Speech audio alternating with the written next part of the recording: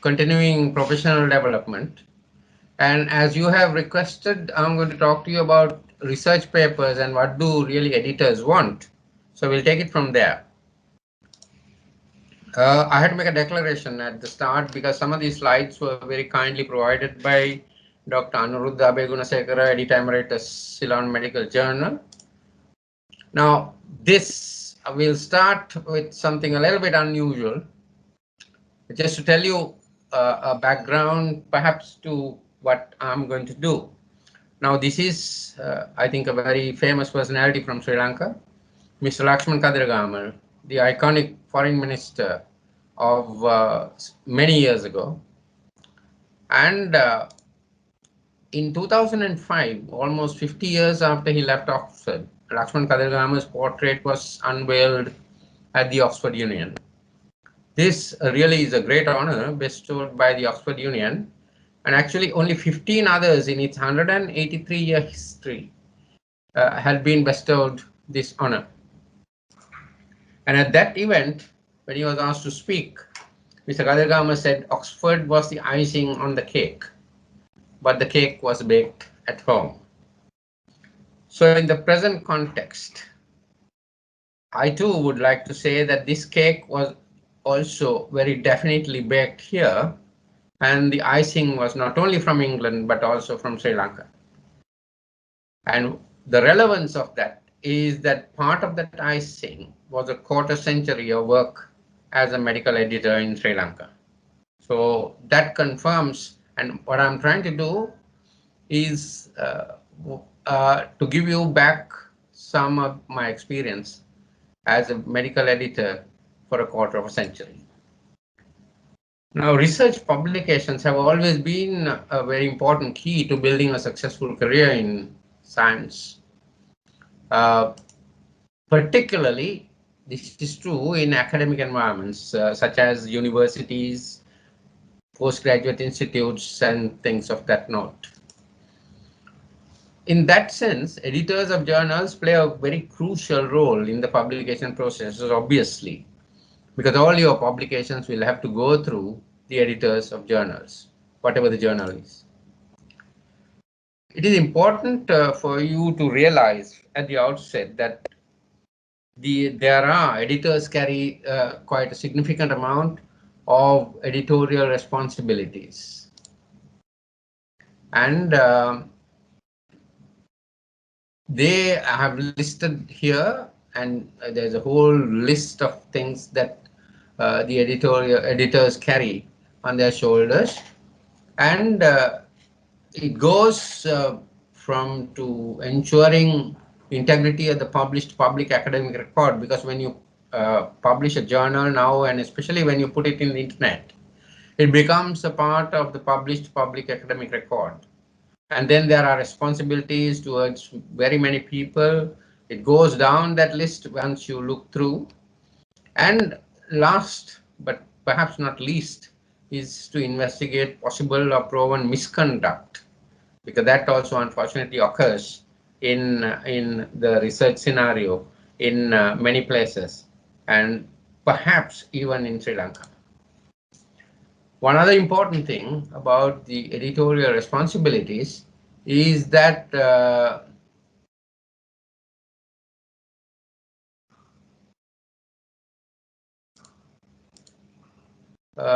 the editors have to be accountable to very many people, and especially the academic community and also the general public all over the world for what is there in the journal. An editor, therefore, is essentially responsible for what appears in his or her journal, and in that sense, regardless of the scientific field, editors should be given full independence and powers to make editorial decisions on individual manuscripts. You might wonder, and it might be useful for me to describe what kind of people these editors are, because that will give you an insight into what these people do as editors. Very often, they are renowned researchers in their own right, and that is a good enough qualification later on in an academic career for one to be an editor of a journal. And generally, the person is well qualified in a given discipline, especially if it is a specialist journal.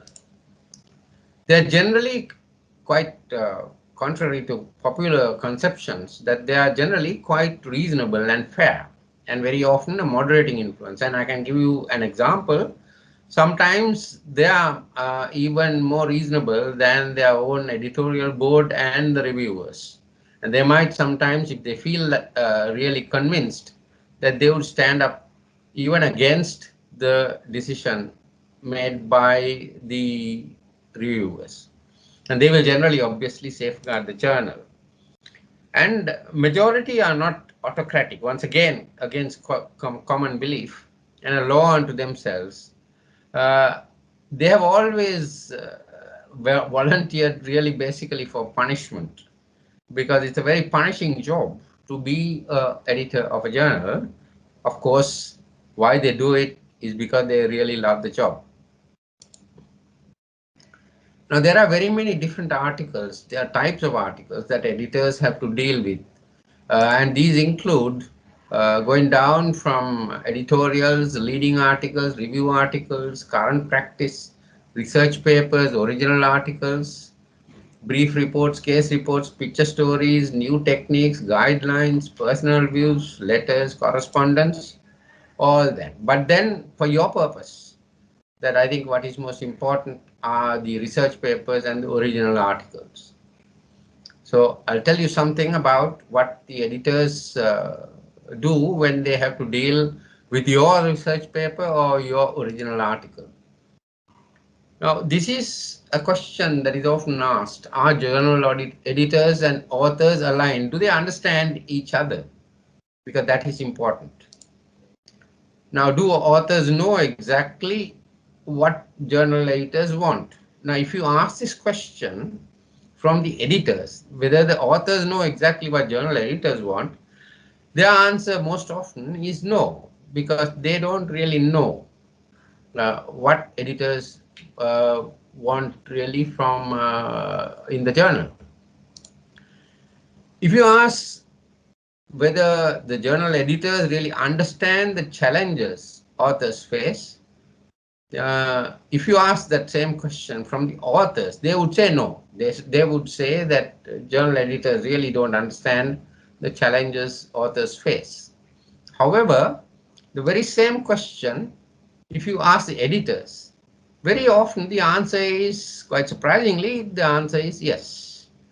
They are well aware of the challenges faced by authors, and the primary reason for this is that they have been renowned researchers in their own right. So now get back to the main purpose and what we are going to do. What do they really want, these editors? Quite basically, and in a very simplified way, editors like a good story. And here is a good story that I'm going to put through. Once upon a time, there was a beautiful princess in a wonderful kingdom. One day, she met a handsome young prince from the adjoining kingdom. They fell in love and got married. They produced 6 lovely children. All of them lived happily ever after. It's a very famous type of fairy tale, a good story. So now we get back from there, because we'll go back to that slide a little while later. What are the main components of a research paper? Now, the first thing, of course, is a title. So when you write the paper, the title becomes quite important, and you should think very seriously about what you're going to call your research paper. It should be brief but descriptive, catchy to get the interest of the readers, but non-outrageous. Now, for instance, if the paper is on a novel COVID vaccine, now that is catchy enough in its own right. But then an outrageous part of that title that I have crossed off with one single line is God's own gift to mankind. Nothing could ever be God's own gift to mankind, and this is the kind of outrageous statement that the editors would not entertain. Then the next thing that you have to think of is providing an abstract, because all original papers or research articles now should have an abstract, and it is necessary in most journals for it to be structured. And this structuring means that you give an introduction, objectives, method, results, and conclusions. It's a very brief account of what has been done and what has been found in the research project. But very important, just note that there is a word limit in the journals, and very often it is very definitely below 500 words, and quite often it's about 250. You might think that it's very difficult to write an abstract of 250, but if you try hard enough, you write the abstract and then start, if the word count in that is over the word limit, you start doing some editing in your own self, by your own self, and some revisions, and you'll ultimately be able to meet the word limit. But the abstract should not be really the first thing that you write when you start writing a research paper. Perhaps the abstract should be the last thing that you should write, because once you have done the rest of the paper, only that you will have a good idea of what really should go into an abstract. Now, very important to put some keywords, because most journals now would want keywords. And you have to select this very carefully, because all the electronic searching of the paper, any paper, if anyone wants to sort of have a look at what you have done, will be based on the keywords. And it will also be good to put in Sri Lanka in almost all your research papers, because that will bring the country into focus as well. And I think we owe it to our motherland for that purpose. Then you have the main body of the paper, which also needs to be structured, but real writing starts here. And it's very important when you start writing these things in a computer word processing program, particularly Microsoft Word, that you set the language to whatever you want it to, whether generally it is either English UK or English US. And remember that all computer programs that are around, the default language that it is set to is English US, USA English. So if you really want to write it in English UK for a journal that is published perhaps even in England or other countries, and certainly in Sri Lanka as well, that you will have to set the language first. And then, of course, the components which are structured in the main body of the paper are introduction, objectives, method, results, discussion, and conclusions. Then you will have to give the references, and this has to be in a designated style. And the two commonest ones that are in use are Vancouver style and the Harvard style. So if you are not familiar with this, please check these out. Very clear explanations are given in the internet. Go to Google and just type Vancouver style or Harvard style, because they have their own unique ways in which the references have to be listed.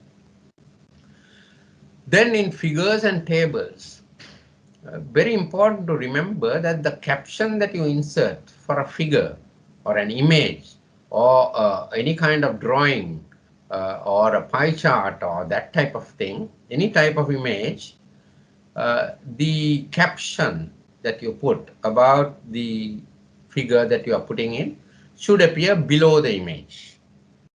Whereas the only place where you put the caption on top of the thing is for a table. Any table should have the caption above the table. So this is internationally accepted norm for putting captions in either images or table. Now you can easily get this wrong because you can get all these things confused. But remember just two words: tabletop. That is the caption at the of the table comes at the top. If you remember that, you know that everything else will be at the bottom. Then of course, you will need to acknowledge the people who facilitated your research or who helped you in doing all this research. The main body of the paper.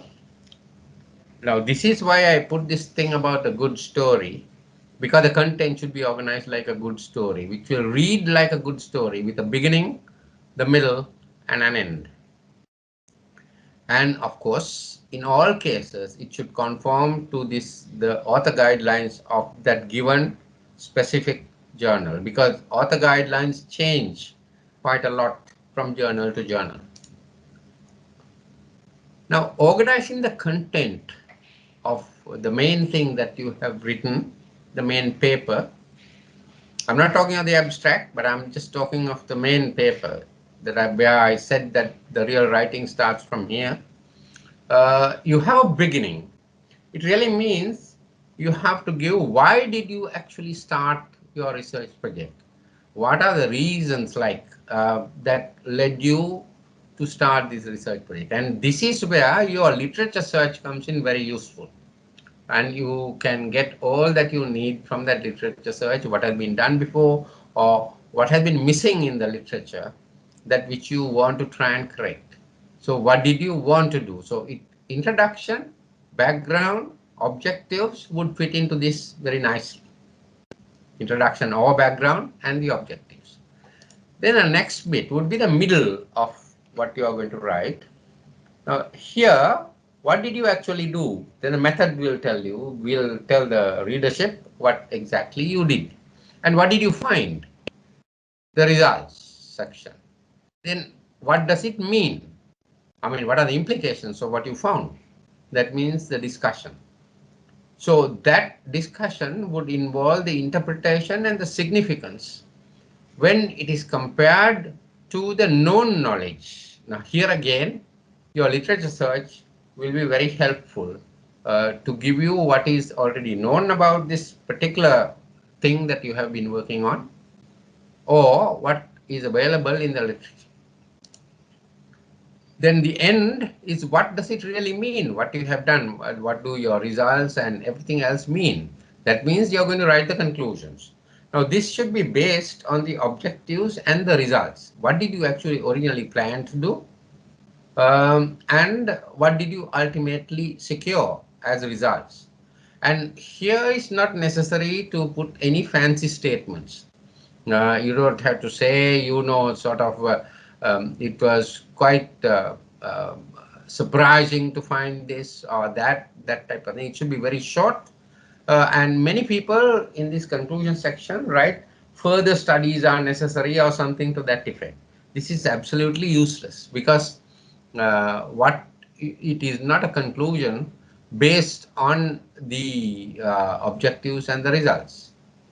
So you're just giving a recommendation of the need to do further studies, doesn't really carry much weight. Now this means that the entire format of the real paper is what is called the IMRAD format. That is, there is an introduction, the method, the results, and discussion. But nowadays, many journals would want this slightly different format. It is called IOMRAD. That is introduction and the objectives. Now here objectives have come in. Many of the earlier publications you will find that they have not actually put in the objectives, but most of the journals now would want the objectives. Then the methods, results, and discussion. So this is the basis of what you are going to write in your actual research paper. Now I go back to that slide where I've said that the editors like a good story. Once upon a time sort of thing. Now how does this fit into what I have told you already? So that this story actually has a beginning, a middle, and an end. So when I showed you earlier that this is the basis of writing a scientific paper, this is what I meant. So that if you now sort of superimpose the structuring of a paper, now this is where it goes. Once upon a time there was all these beautiful princess everything. Now that's your introduction. You are introducing to the story. Then objectives and method describes what actually went into this research. They produced 6 lovely children. Obviously, those are your results. And all of them lived happily ever after. So that's a discussion and conclusion. So that's where this thing about a good story that the editors like comes into play. Now, further, what do editors really want? They want some major criteria. I think these will carry a lot of weight with many medical editors. First one is newness, novelty, or uniqueness. If there's something very new, novel, and unique to the subject under discussion, that if you have managed to do this, I think many editors would be really interested in your paper. Next one, obviously, is trueness. That is really the truth about what has happened and what you have done. And here, what it really means is that the genuineness of the study. Then the importance. How important are the findings? Obviously, if something is of groundbreaking importance, editors would be more than interested. Then the type of writing. And what is really required is the precision and clarity of writing. The way you have written your entire paper. So I will do this in a little bit more detail quickly. And finally, is there a take-home message? If your research results ultimately has a take-home message, I think that is very important for the editor as well, because editors would like to publish papers which have got a message which will help people or change practice or change the outlook of any given topic. So that becomes quite an important thing, and it's a very important plus criterion for an editor to get interested in your paper. Then there are others in addition. The appropriateness for the readership. It should fit in with the aims and scope of the journal, which is generally described in the definition and section normally called about the journal. So if you go to the journal website, you can have a look at that, and it will tell you what sort of thing the journal is interested in. Then obviously avoidance of misconduct and plagiarism or copying.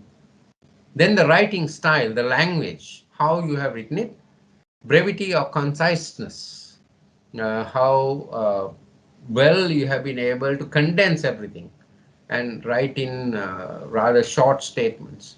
And of course, adherence to the journal's author guidelines. This is absolutely necessary, because when you deviate from the journal's declared author guidelines, you're going to go directly against the editor's instructions. Another thing that's quite important for the editor is how appropriate is this research paper that you have submitted to that particular journal. Now, there are some examples. Now, say if you take a general journal, which would prefer articles for the journalist, but can also include specialists. So there's a very wide kind of area in which the research papers can cover. One example is the Ceylon Medical Journal. Now, Ceylon Medical Journal is a very general journal. Then you have specialist journals, which would confine itself to articles on a broad subject area. And an example is Sri Lanka Journal of Child Health. It will deal only with articles on children, and we in this journal have fixed the age limit as 18 years and under, because 18 years is the international cutoff age for children. Then the third type of journal are the ultra specialist journals, which should confine the articles to a highly restricted area.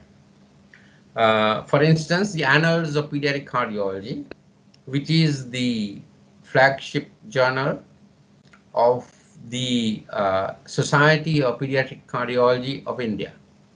So they will publish only those that are of relevance to children's heart and cardiology. I mentioned plagiarism as copying. Now, this is something that all medical editors have virtually zero tolerance. They cannot stand plagiarism. And the definition of plagiarism by the World Association of Medical Editors is the use of others' published and unpublished ideas or words or other types of intellectual property without attribution or permission or acknowledgement, really, and presenting them, which I have underlined, and presenting them as new and original rather than those derived from an existing source. So that you are stealing basically the ideas or published statements of somebody else and making it look as if it is your own. There are very many types. It's a major problem in academic presentations and writing. And this is why at the beginning of this presentation, I put up that slide to say that some of these slides are actually from somebody else. Because if I didn't really want to make them look as if all of them are mine. So this major problem about plagiarism, it can be a plagiarism of ideas, plagiarism of text, also called direct plagiarism, kind of copy and paste culture. Then mosaic plagiarism, which is almost similar to the original source article or what you have copied it from, but you change a few words to make it slightly different. Then, of course, self-plagiarism, when you are using copying and pasting your own work, which is already published somewhere else. Now, these are very contentious one, whether it's self-plagiarism. We don't worry about self-plagiarism, and we believe, some of us, at least the editors, believe that if you have already published something, you should have the full freedom to quote it. And of course, the way to get away from that is to quote that article. So once you have attributed that article in the reference to your own self, it doesn't really matter because you have quoted the source. The style, the exact way in which you write this in that language, the classical style of scientific writing is a triad. There are just three things. Use simple language, be as brief as possible, and avoid unnecessary verbosity and kind of padding with all unnecessary words. Very simple. Three things, and if you follow this, that you will be writing a very decent scientific account. Now, brevity and clarity. You need to use shortest possible text. Cut down on superfluous words, be very concise and to the point, and use short sentences. As you go along, you will realize how important this is. Then you need to use simple words. Editors and readers should not really need a dictionary to understand your article. So you don't use a pompous sort of fancy words which people find it difficult to understand and follow. And you have to avoid typographical errors. Now, this word typographical errors are really a very diplomatic or very kind way of referring to some things which are basically rubbish or written in very poor English. This is a very kind way of expressing this by a difficult terminology. And remember, if you want to write properly, reading makes writing quite easy. So if you are widely read, you keep on reading, you learn how language can be handled, and then it will make it so much easier for you to be writing in the way it needs to be written in a scientific article. Now, short and simple sentences, this is a key to good scientific writing. about 20 or less number of words for a sentence. And the shorter, the better. If a sentence is too long, break it into 2 or 3 or even 5 sentences. Now here's an example. Short and simple sentences are the need of the hour. Now here's one where it has been written like a 35-year-old man, a farmer, presented with fever and jaundice, which he noticed about 1 month ago following admission to hospital for assessment and investigation of abdominal pain, and was found to have gallstones, which however were not causing bile duct obstruction, which was also confirmed by normal liver function. Now there are 54 words in this. And when you read through this, when you come towards the end, you don't really know what started this whole thing off at the start of this sentence. It's just one sentence, and it's almost a paragraph. Whereas if you cut this down to different sentences, a 35-year-old farmer had fever and jaundice 1 month ago, full stop, 12 words. And at that time, he had gallstones without bile duct obstruction and normal liver function test, 16 words. So two sentences, two rather short sentences, has conveyed all the meaning that you really want to convey in this very long sentence of 54 words. There is a thing called the and fixation. I think many people are guilty of this, not only in writing, but in speaking as well. Very few people are able to speak in short, concise, clear sentences. Now here is an example. The cohort consisted of children, and they were all under 18 years of age, and their parents were under the poverty line, and there was overcrowding at home, and only 30% of them were schooling, and their daily form of school transport was by state-owned buses, and it was found that their diet was of poor quality, and majority, 64% of them, were malnourished, and there was disruption of some of their families, and there was marital disharmony in the others. A long sentence of 83 words. But what is most characteristic about this is this word and. See how many times and has been repeated, and it's 9 times. So in these 83 words, 9 of them are the word, consists of the word and it's been used to connect up sort of a senseless connection of very many different sentences which could have been broken up. And you might notice this in some people who's in public speaking as well, because they will tend to connect up very many things with this word and sometimes they go on saying and towards the end they can't even clearly state what the next and should be followed by. So it is something that you should guard against, the and fixation. Then I said simple words, use simple words. Now these are pompous words, approximately, in order to possess, prior to, demonstrate, ameliorate. These are high sounding words, which are very nice in when you write up literature or a newspaper article or something that people appreciate the artistic brilliance of what you are writing, but not in a scientific paper. Scientific paper, the editors don't look for that kind of flamboyance. Now these words, I cut them off. These words actually mean the others that I have given in blue. Approximately means about. In order to can be simplified to. Possess is to have. Prior to is before. Demonstrate is to show. Ameliorate is to improve. Much nicer, simpler words.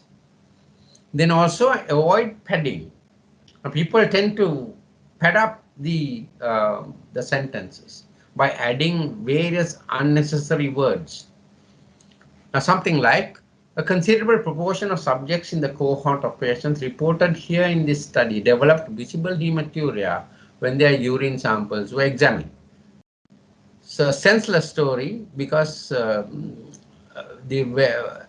you cannot see visible hematuria unless your urine samples were examined. So that is one senseless ending to this sentence. But all that you are trying to say here is many patients developed hematuria. So all this has been padded up and unnecessarily complicated by using all kinds of words to kind of beautify the statement, which is certainly not required in scientific writing. It simply means many patients developed hematuria. Full stop.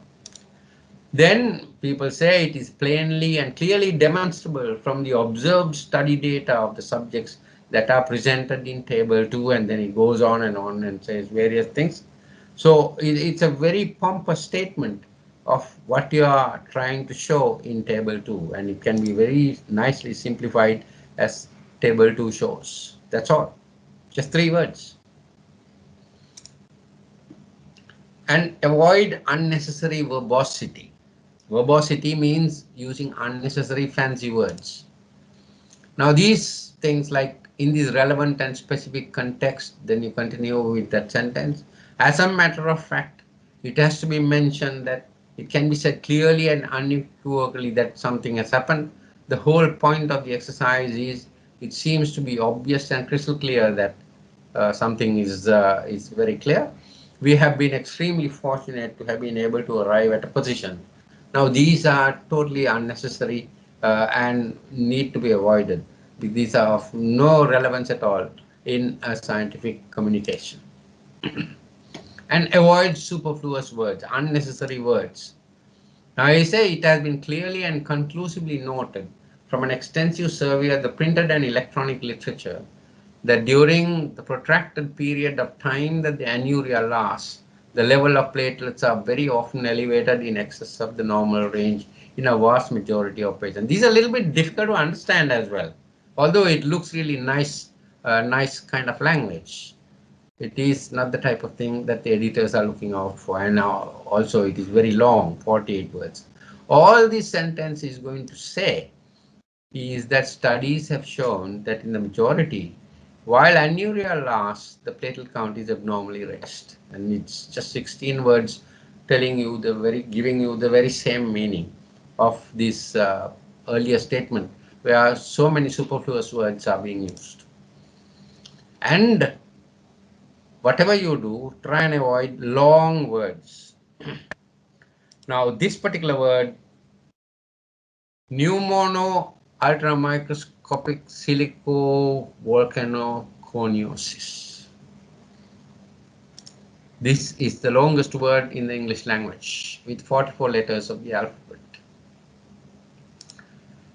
It is pneumoconiosis, that is dust deposited lung disease caused by the inhalation of silica dust or quartz dust. You can easily substitute the word silicosis for this, which has only 9 letters, which means the same thing. So this word, although it's the longest word in the English language, hardly ever, if not never, used nowadays in the scientific communication. However, there are certain words which you cannot avoid. That is something like pseudo hypoparathyroidism. There is no synonym for this. There is no equivalent word. It has 30 letters of the alphabet and you're stuck with it. If you have to describe a case of pseudo hypoparathyroidism, there is nothing else that you can call it by. There are also people putting some ridiculous statements in scientific writing. You should try and avoid them as much as possible. Now, something like the patient noticed that his feces had an offensive smell. Now, this is ridiculous, because who is passing feces of pleasant smell or scented feces? So it is absolutely ridiculous. Of course, if someone says that the patient noticed that his feces had an extra offensive smell or something more than what he or she had observed over years of life, well, then it's okay. Depressed individuals may fail to decrease sadness. Obviously, it's ridiculous. And they can always fail to decrease sadness. Live specimens of the larvae were found in the feces as well as in the fruits. Now here there's something a little sort of worrying here, because here you have combined two things which are generally not combined in many written accounts. That is feces and fruits. They're two different things, and they're as far away as you can get from one another. Scientists noted that there were differences between the sexes. Of course, there are differences between the sexes. That's what makes the world go round, that there are differences between the males and the females. And these are ridiculous statements to put in a scientific document. There were three kinds of subjects in the study, one lot who were athletic and the other who were not. Now, never say something about three kinds of subjects in a study unless you have given something about the third and mentioned two and not give anything about the third. So it becomes quite a ridiculous statement. We don't know what the third one is. The patients were not afraid of being scared. So you are using the same words, synonyms of the word afraid, again being scared. This is the one I like best. Some subjects did not eat lobsters because they were alive when they were killed. You cannot kill a killed lobster. So they have to be alive when they were killed. So this is the kind of ridiculous statements that will not carry any weight with the editors. Now, the tense of the statements, research papers should be written in the past tense as the work has already been done. This is different to a research project presentation where it's something that you are planning to do. Then it will have to be in the future tense. But here, all written research papers for submission should be in the past tense, like all patients had jaundice or all patients were jaundiced, something to that effect. The bottom line is that academic scientific writing should be precise, accurate, concise, and presented in simple, grammatically correct language. So here I have underlined all the operative, important, crucial words: precise, accurate, concise, and presented in simple, grammatically correct language. I think more than anything, if this is a message that you can take home from this presentation, that's more than enough. Because scientific writing is an art. You have to actually practice this. Then only it will develop. And proper formulation of the content is vital, right? And editors would like your presentation, your submission, to be a beautifully crafted masterpiece. Of course, that may not be the case always, but as beautiful as you can make it and as nicely crafted as a story, and which will have in the label of masterpiece being considered by the editor. That's what the editors really want. So before you submit an article to a journal, read the author guidelines of the journal. Very important. Read the author guidelines. Every journal has author guidelines. And also read a few articles in that journal so that you get the idea of the style of writing, which may be quite unique to that journal. The way that those editors would like the articles to be written. And more important, perhaps the most important, adhere to those instructions and stick to the style as far as possible. There are some finer points expected by the editors. Obviously, I have already mentioned this: compliance with author guidelines and written in proper Queen's English. That all the journals which have got operational English of UK, that they would want it written nicely in the Queen's language. And some journals, of course, might, especially the American journals, or those journals which use US English, like Singapore, they would like it written in that particular variant of English, which is US English. And this is very important because if you, at the start of writing your paper, this is why I said that you set your language to the most appropriate type for that journal. Then, of course, compatibility with the declared policies of the journal, uh, and they would always want ethical clearance or exemption from ethical clearance in all, especially the pediatric studies. Now, this is generally a overriding requirement across the board for all subjects involving children. And of course, any interventional study or a clinical trial will need clinical trials registration. And method and results should be very clearly presented, because you are going to be judged on the strength of what you did and what you actually got. Then discussion should be fruitful based on the results and include comparisons with available data from elsewhere. And conclusions should be based only on the objectives and the results. And references, all relevant references should be given, and style, whether it's Vancouver or Harvard or any other style, as per guidelines given by the journal. There are certain special considerations. So I like validation of tools. Now, for instance, if you are using a questionnaire to do a study on a cohort of people, that questionnaire should be validated, translated, back translated, and all necessary things done to make it the sort of important tool that will give you all the data and the results that you need.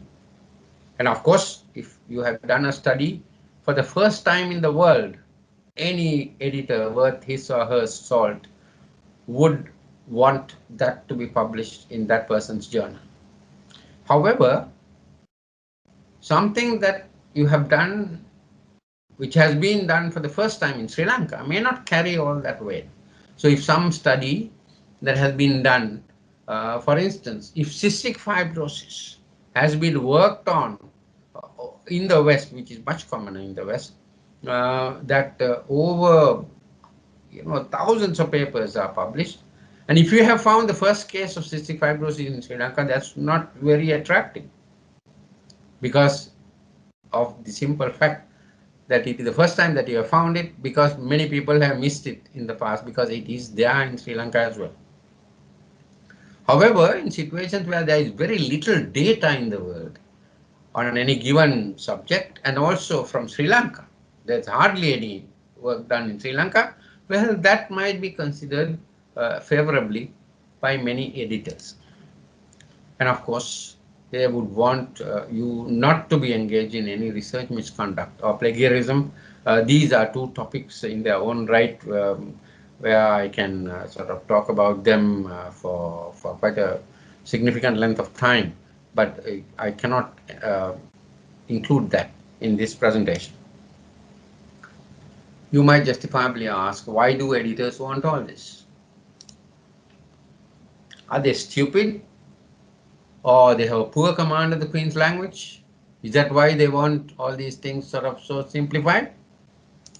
Not really. I think it would be reasonable to say that they are fairly intelligent and very good. They have a very good to excellent command of English.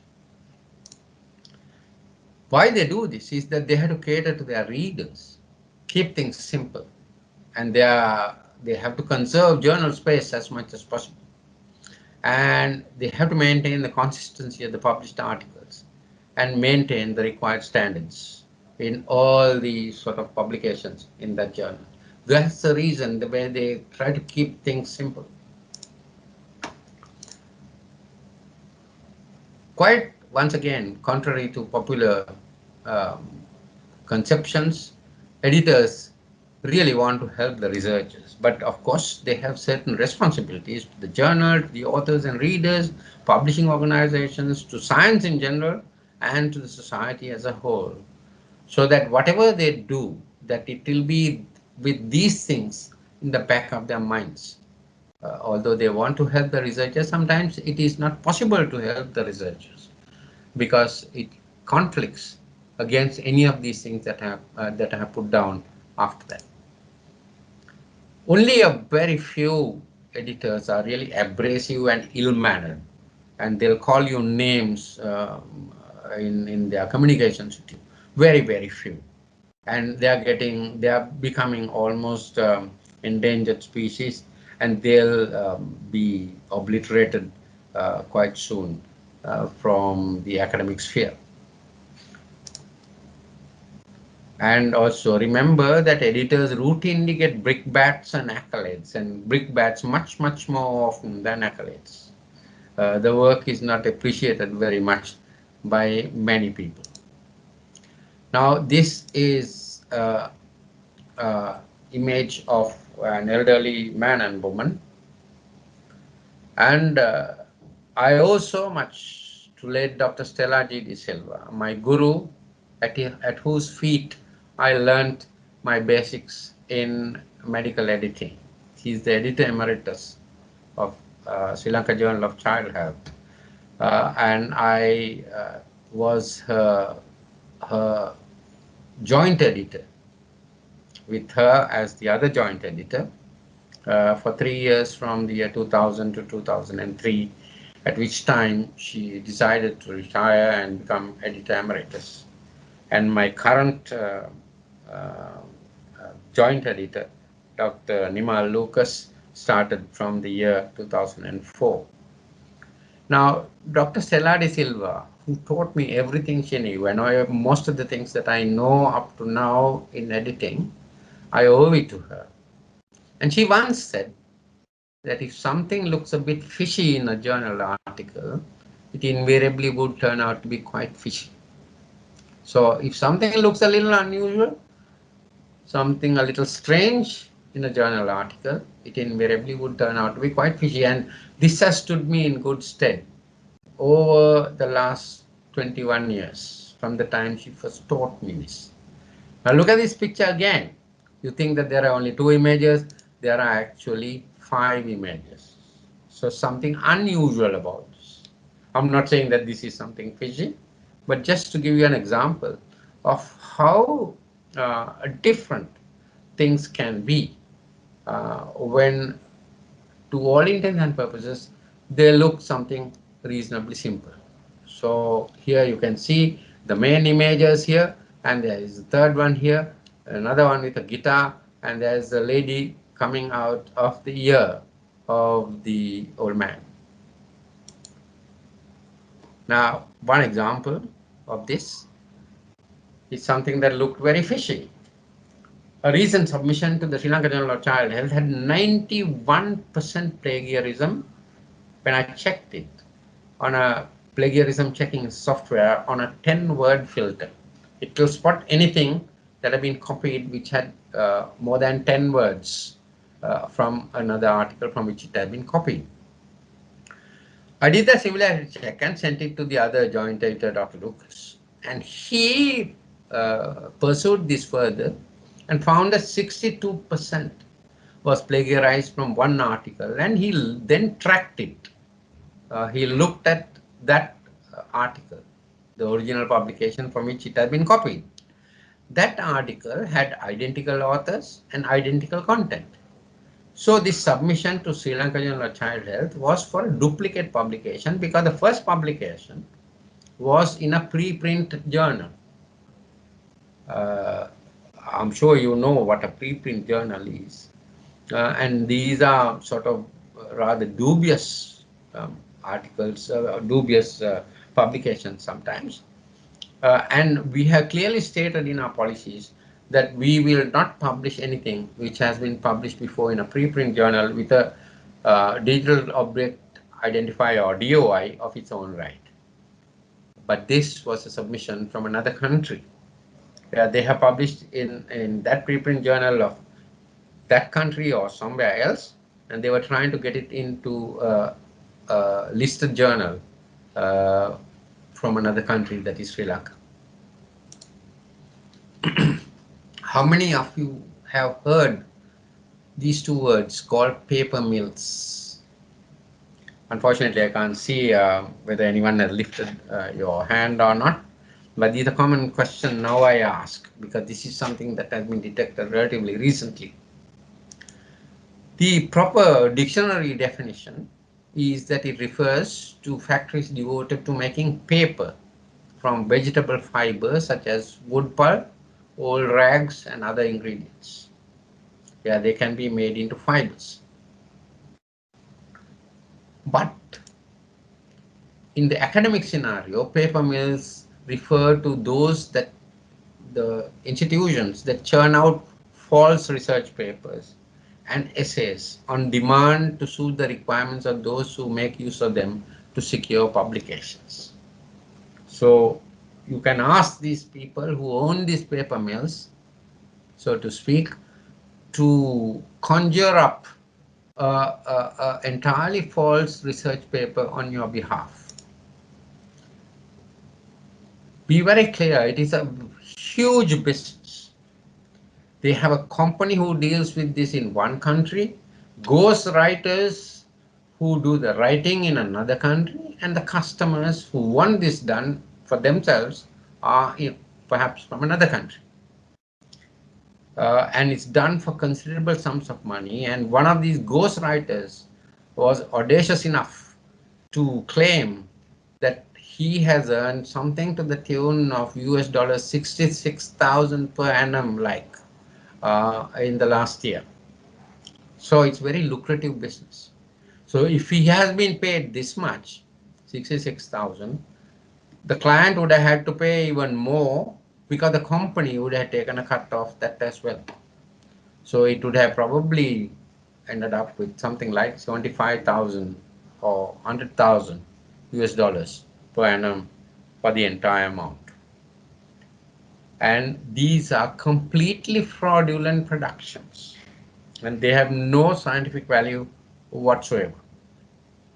And this academic insincerity and academic fraud of the highest nature. One other thing, now when you have received a submission, and obviously there's something wrong with that submission, not good enough to be published in your journal, you have to write a rejection letter. And I have already told you that everything about a scientific journal should not be verbose, not use fancy words, all that, but that when the editor writes a rejection letter, all that is thrown out of the window for a very good reason. Now, here's what I would write as a rejection letter. Thank you ever so much for the above listed submission to our journal. It is with much regret that I have to inform you that following careful review of the paper, it has been decided that it would not be possible to accept the paper for publication in the journal. The reviewers were blinded during the review process and their comments and suggestions are attached. We hope very much that these will be useful to you. We are hopeful that you will be able to secure publication of your work depicted in this paper in another suitable journal. We do hope that you will consider our journal for future submissions of your work too. With the very best of personal regards, and I have signed as the joint editor of the Sri Lanka Journal of Child Health. Now, these are rejection letter that I would write for a submission. The content was absolute rubbish.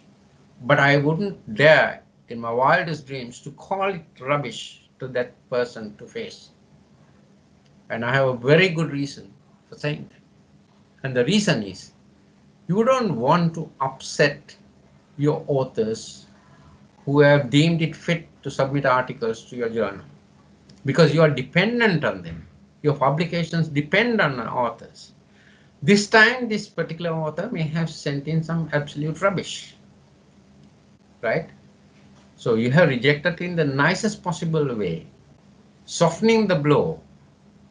But next time he does some research, it may be some groundbreaking research done for the first time in the world, and you will be really keen to publish something like that.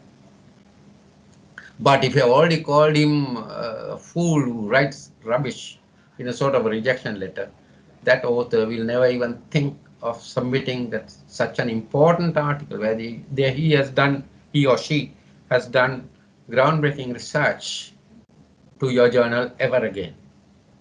He or she will carry a grudge against that journal forever.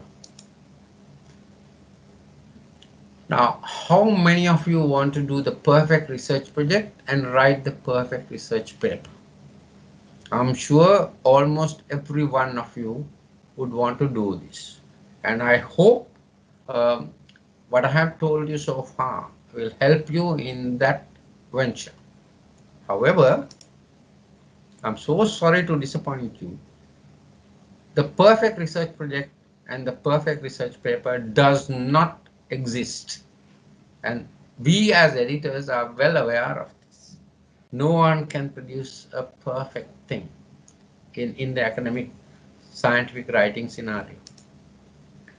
Now, this is a verbatim reproduction from a paper which was sent to me, not to our journal, but to me on a friendly basis to actually correct. And this, I got permission from the prospective authors and the prospective publishers of this to quote this because it's so beautifully written.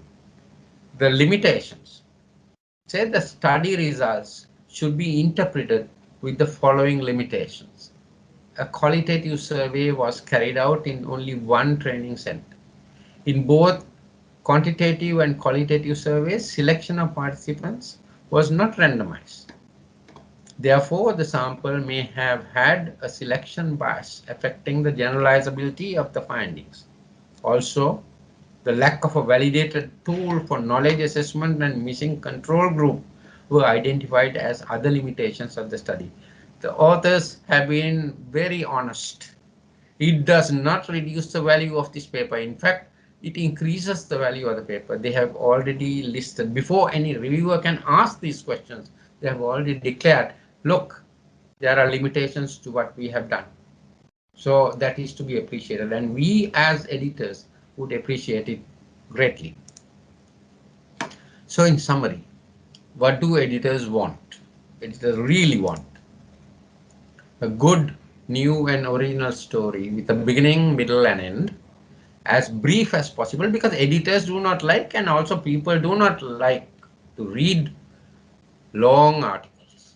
So as brief as possible in simple language, adhering to the journal's instructions to authors, and with a reasonable take-home message. I think these are the things that will make the editor sit and take notice of a submission.